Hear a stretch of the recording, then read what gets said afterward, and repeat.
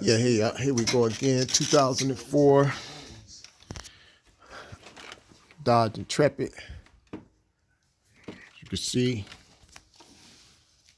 these little color ones. Gotta have those two in the middle like that. Go to dot. That's the timing mark for that side, which is the left side. The right side, in the car. So right, left, facing the engine.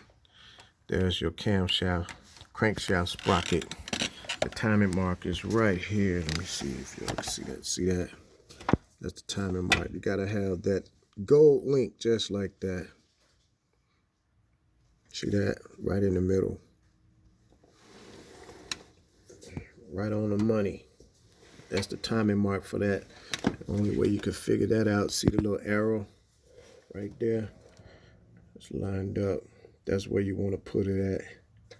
When you put the chain back on.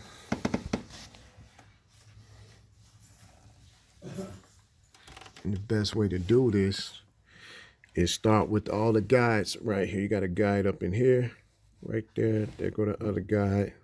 Put these on like that. Have them all tight. And you got a screw here and a screw down here to unbolt it from here.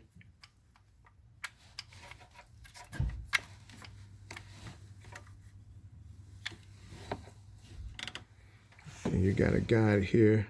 There go the bolt for the top. There's a bolt at the bottom, bolt right there, but you have to move the chain out of the way to get to that. But that's how you set it in time. Then you got to put the chain around it here, take it around here,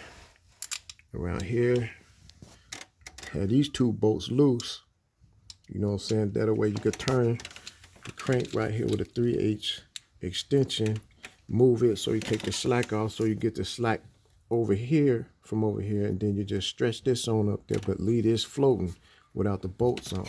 This would be the last thing you tighten, because you want to grab it with some vice grips and turn it and line the holes up on the camshaft sprocket and put the bolts in and tighten them down. There you go.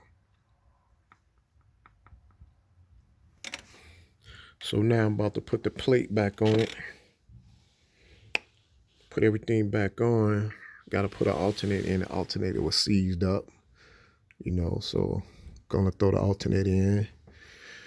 Then start putting all the brackets and stuff. The front plate on, brackets, valve cover gaskets, intake and all of that.